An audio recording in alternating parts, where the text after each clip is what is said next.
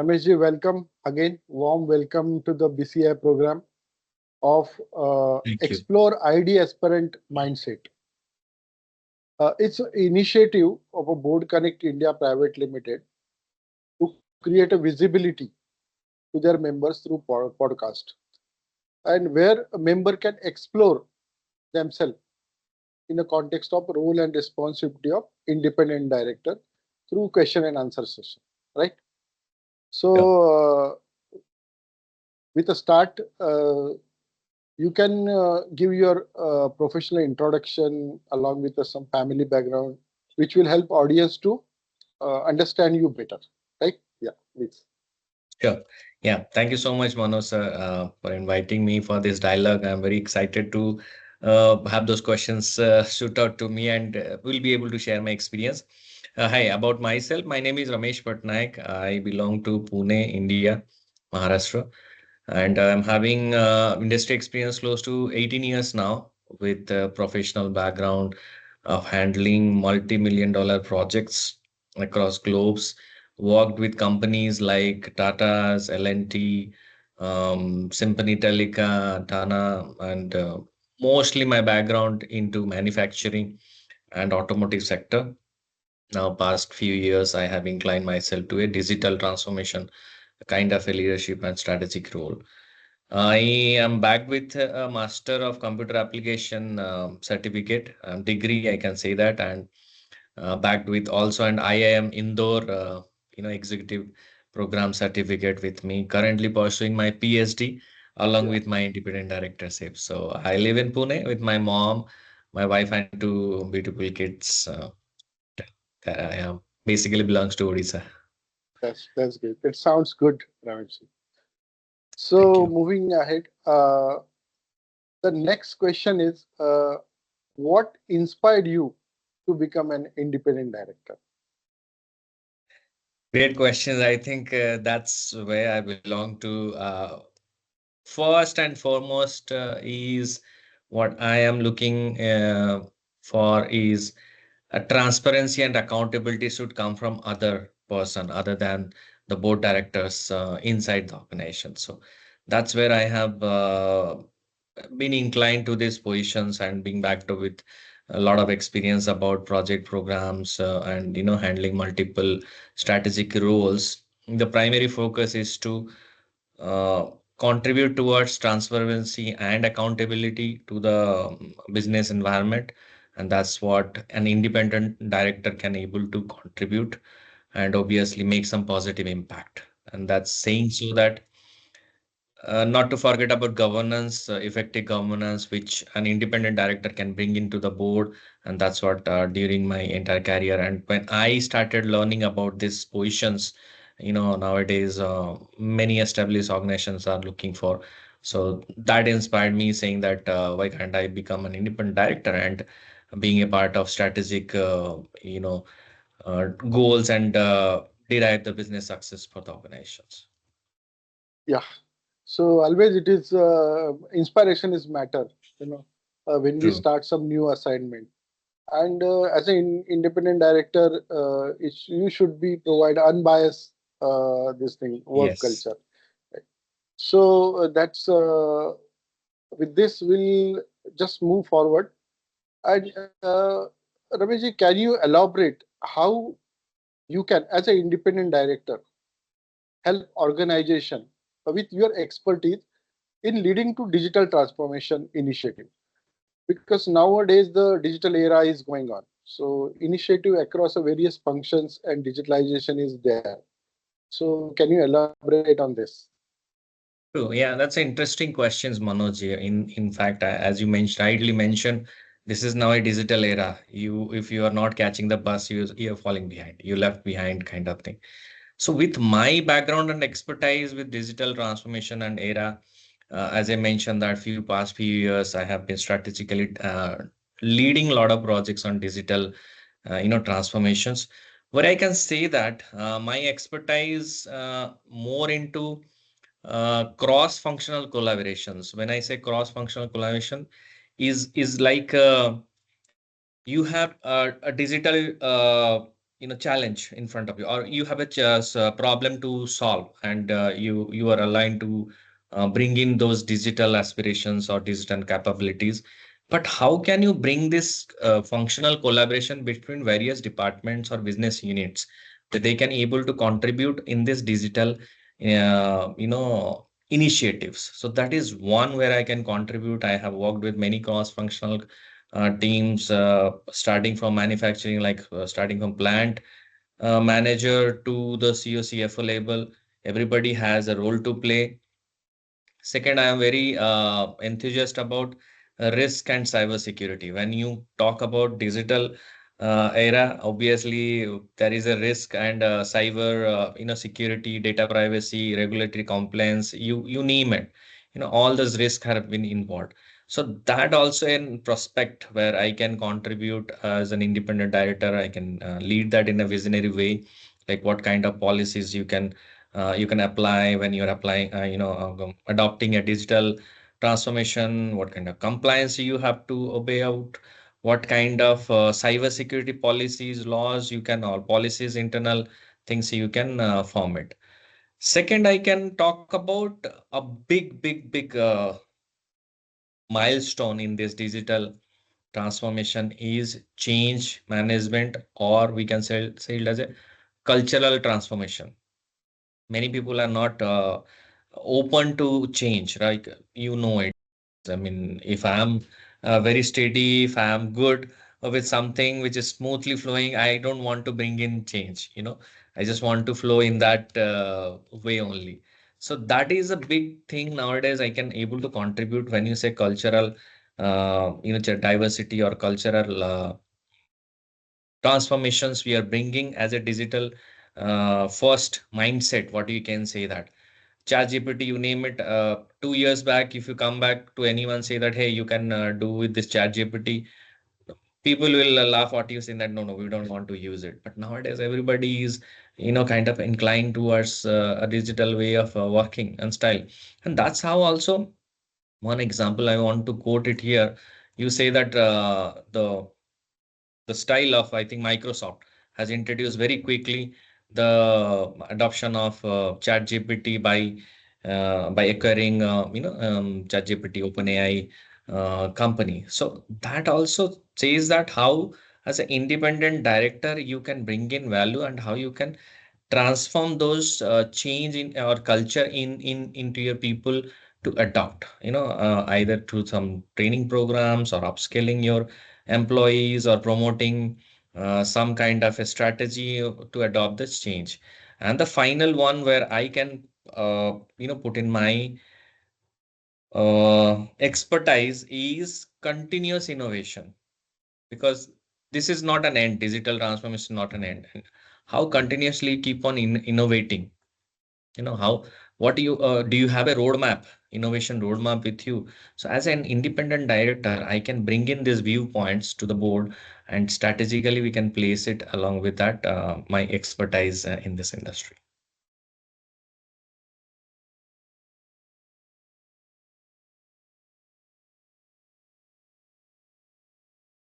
You're on mute. Yeah, you are on mute, Manoj, if you're talking.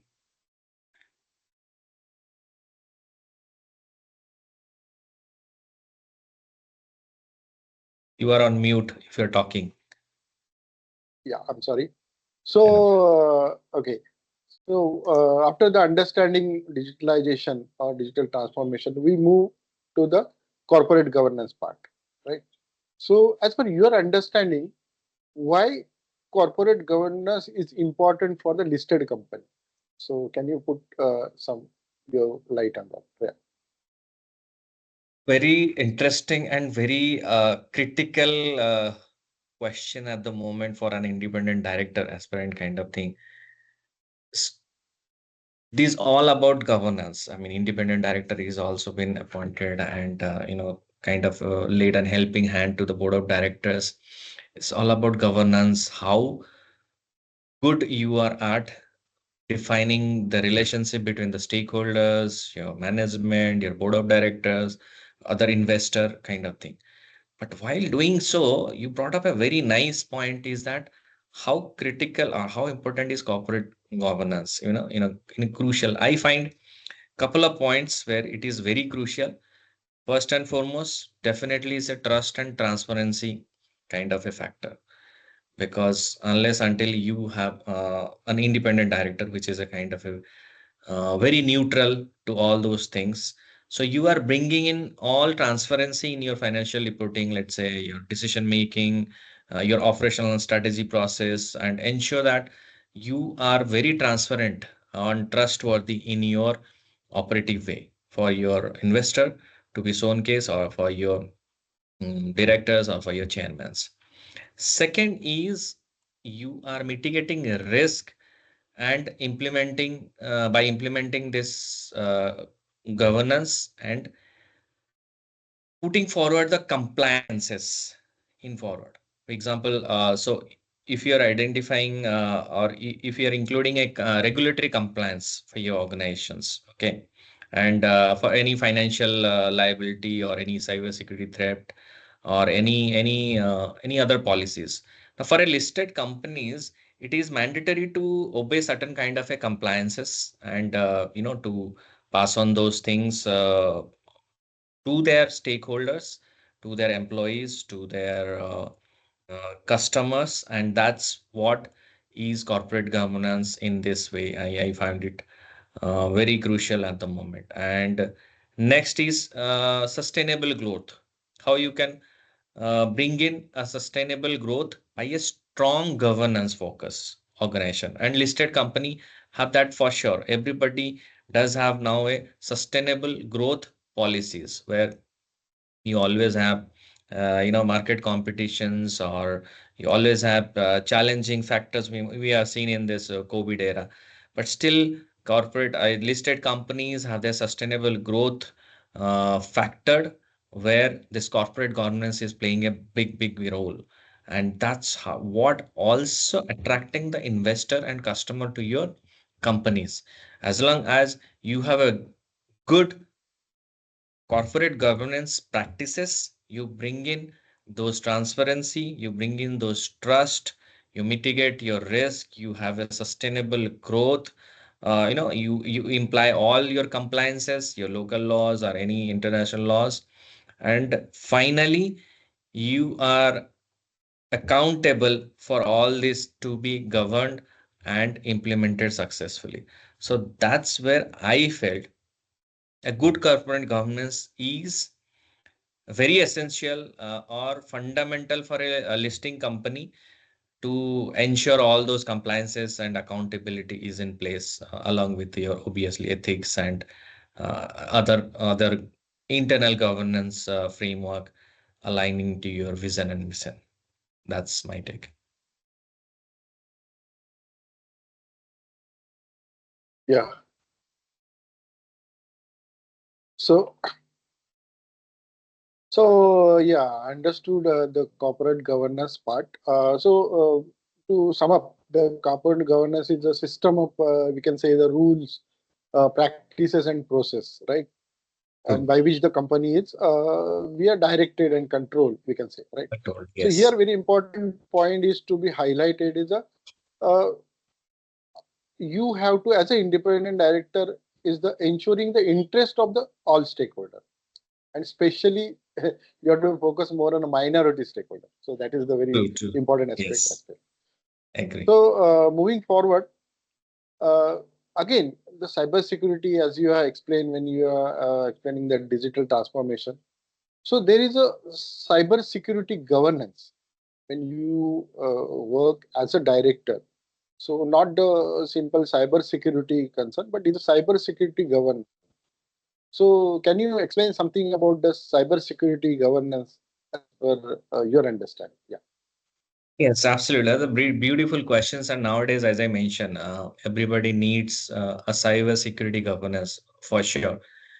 A lot of organizations have their own policies and standards for data security, cyber security, data theft policies, and but for me, one critical aspect plays a vital role is in this cyber security governance. Also, you define the roles and responsibility, like your senior leadership. what role they are going to play. Your board members, what role or responsibility they have in this governance, cybersecurity. Because you have your CISO, Chief Information Security Officer, what we call nowadays, CISO. Many Yeah. organizations have their CISO been established, and department heads have been assigned to the CISO office to take care of that. So you have the governance structure, but everybody should understand their roles and responsibility. Because I'm going to share one practical experience of mine when we were doing a big program for a uh, PSU bank, conglomerate bank of India. I think it is the third largest bank in India, and they were having a big time struggle to follow this, cyber security governance, because they have a CISO office, but nobody is clear about what kind of, approvals they need, who's going to approve what policies, if there is a threat, what is your backup plan, what is your risk mitigation plan, do you have a you know what we can say that BCP, backup business continuity plan, do you have a recovery plan, you know does your employees aware of the security awareness, do you have policies around that, are you revisiting your governance regularly, are you monitoring, is everybody's compliance to your standard regulatory policies, is everybody is refreshing themselves about the security threat or anything like that. So these are the things we need to take care when we come and discuss about cybersecurity governance. And nowadays is very critical to form such a governance in any organization. And as an independent director, I always look forward for this piece of information. And with my experience, where I have done two big major BCP drill, we call it as a business continuity planning drill, for two big organizations, international, multinational organizations, and we have identified this necessity of this. And definitely, the independent director brings in all those aspects along with corporate governance. We just discussed about the cybersecurity governance as a oversight to the board, and in the reporting also, it's very necessary nowadays to include, do you have any cyber threat, because nowadays everybody hits, and recently in one of the organization they have hit with the malware function. I mean, one of their employee got hit with the email threat, and the malware got installed, kind of a Trojan horse functionality, and they got kind of a financially, they have to burden something to pay out those threats to the impostor. So that's what I can say, that cybersecurity governance is very critical. And being an independent director, you should always be keep an eye and take out your suggestions to the board, how they can structure those and give the framework to the organization. Right. So, to sum up, is a foundational, understanding of cyber security governance is very uh, important for independent Important director, points. so Yes. that he can do the fiduciary responsibility he can be True. connected with. And you So, define the move, responsibility, by the way, roles and yeah, responsibility to your management also. The board has also yeah, has to play a critical role in this. It's yeah, not about kind of thing. right. So now moving forward, now there is a one important topic or important point is going on whenever you talk about the corporate governance. So again, the ESG part is comes in picture. So uh, how you ensure the company's ESG policies are effectively implemented in the organization? Because as an independent director, you will be also equally responsible for the board. So can you put a light on this? Yeah. Yes, I think this is one of the, what you can say, that neglected area for my view, because people talked about ESG and then they just thought of, okay, it's just a simple thing. We just kind of set some ESG practices, just like zero carbon emission or any other policies or greenhouse energy kind of, and then we forgot. But to have absolutely effective ESG, now you call it as effective ESG. ESG is there. All the organizations should have. But as an independent director, I will always emphasize about effective ESG. How you clearly set the goal, then how you strategically place them to with interest your business outcome. It's nothing like that. Let's say I'm building some X product and I can go for ESG or sustainability on Y product. It's not like that. It has to be in line with your business outcome, and that is as corporate strategy, which independent director definitely can bring into the picture, and he or she can build a governance framework, which is again, while we are discussing about corporate governance, cybersecurity governance, ESG also needs to have a governance framework where you create a framework, you maintain and you sustain, and that's what people tend to believe in that way. I remember, I think it's a company called Orsted or something. It's an oil and gas company. It was uh, planning for a sustainability growth, future planning, and then it has moved to the renewable energy of wind power. Now this also needs an investment. When you plan this such kind of a things, this also needs an investment and strategical planning. And nobody has to forget about Amazon's claim about by 2040, I think 2035, they are going to be a zero emission supply chain model. So the claims are right, but are we able to monitor or governance this framework? How do you want to implement this ESG? Do you have your training awareness program? Do you engage your stakeholders, your board members, your your investors or your customers to have this transparency way of incorporating ESG strategies? And finally, which I say that effective ESG. Now, ESG is there, but how effective your ESG strategies are? Are you regularly monitoring? Are you doing an audit? Or you're Right. adjusting your strategy? Because some point of time you failed. I mean, you started with X and you end up with Y, and you didn't meet your target or timeline. So that's where you also need to adjust your ESG practice, because not all the suggestions from independent director will go through, right? Some point Right. of time you have certain kind of a limitations.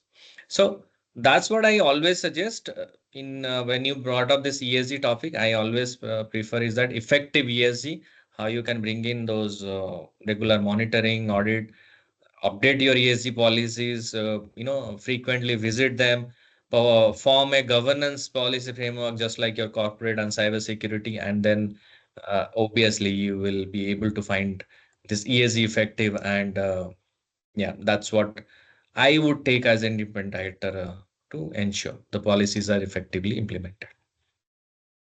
Yes, rightly you say that the independent director should oversee and promote the sustainability practice. That is the uh, ultimate, I mean, responsibility, you can say, of independent director. Right. Okay, now coming to the management part. So, as a part of board, how you do the evaluation of the performance of CEO or any other senior management? So, can you have Oh, thought on this? Yeah, please.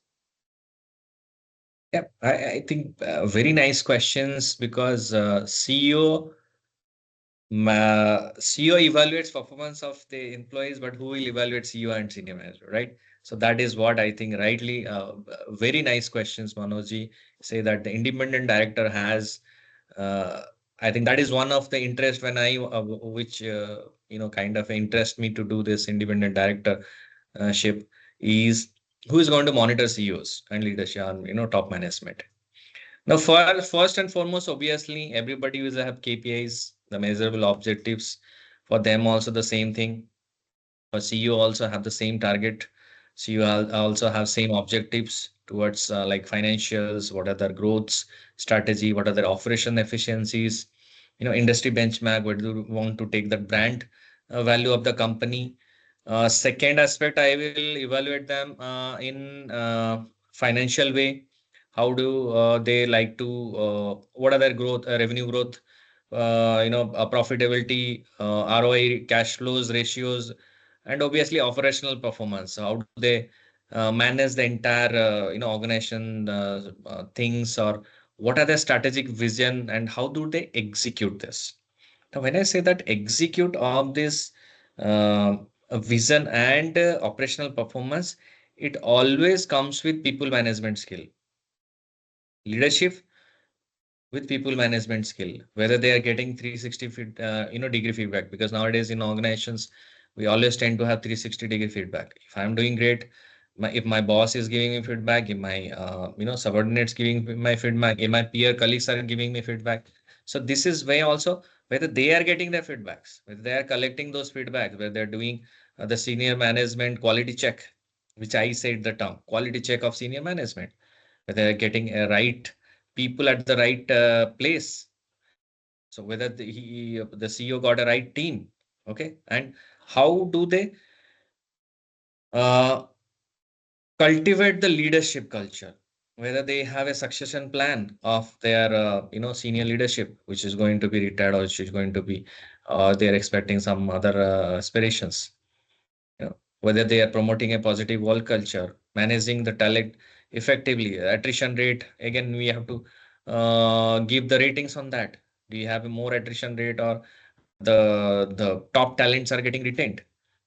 So those are the parameters I always or would like to evaluate, obviously, and along with that, how good the CEO is with the risk management or handling the crises.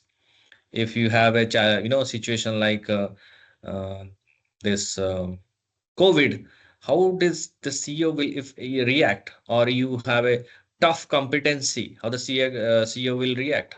How do they handle the industry disruption if some other players are coming, offering the same services or product in a very cheaper value and trying to capture the market? That is one, and obviously. You have your incentive structure for CEO, and you link the performance with the incentive structure. That is one also. How much you can have this, we call it the performance bonus. That way, one way you can evaluate. And finally, what kind of innovations he or she brings into the table, and adaptability rate. And that is what we discuss on the, I think, third questions you asked me, Manojji, about the digital transformations, adoption kind of a thing. So CEO being an innovative one, what kind of innovation he or she brings into the table or to the board, and what kind of adaptability, what is the tolerance level of risk, and how quick the decisions are being made, the decision making skills. So those are the parameters I will like to evaluate for the CEO and senior management as an independent director. Yes. Yeah, it's a to sum up, it's a evaluation of senior management is a really very not a simple task. It's a True. very big task. So because you may have a tool and techniques to do that, but again, your interpersonal skills are very important in that matters. Maybe True. your management skill, some technical skill. I mean to say, you have to use your all skills together, and you have to do, because Right. again, all are experts and Agree. everyone are senior, so it's not a simple task. Again, is but again, overall, you have to use your all the skills together, and you have to justify it, right? Absolutely. Yes. There are multiple, So, multi-factor. yeah. So, good discussion. So, last question I can ask you is, in which industry you will prefer to join if the opportunity as independent director arise in future? Because this is a very important question for you. So, you can elaborate on this. Yeah. Yes. Nice questions again. Kind of a taking my interest on independent director, and as an opportunity, which industry I should pick up for. I think I'm very well versed with technology and digital transformations, because that's kind of a forte at the moment. For me, like AI, cybersecurity, I worked with a lot of digital transformation project, IoT components in auto manufacturing industry. Second, I should go for fintech services, which again excites me a lot, because there you got a chance to apply more innovations, more digital components, because now I think you heard about E 6.0 for fintech financial services, where they are more inclining to digital adoption for the customer end user, kind of as things. And there you can also apply all those things what we talked about: cyber security, data governance policies, corporate governance, digital transformation, and everything you can able to apply.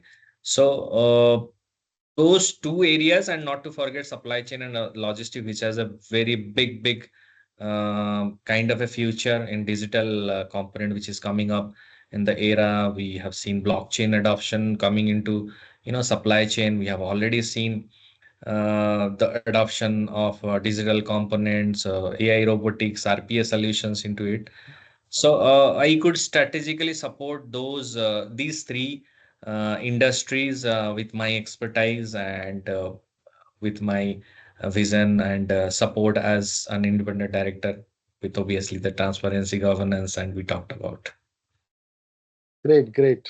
Yeah, you have clear vision. So I think it's a nice question answer sessions.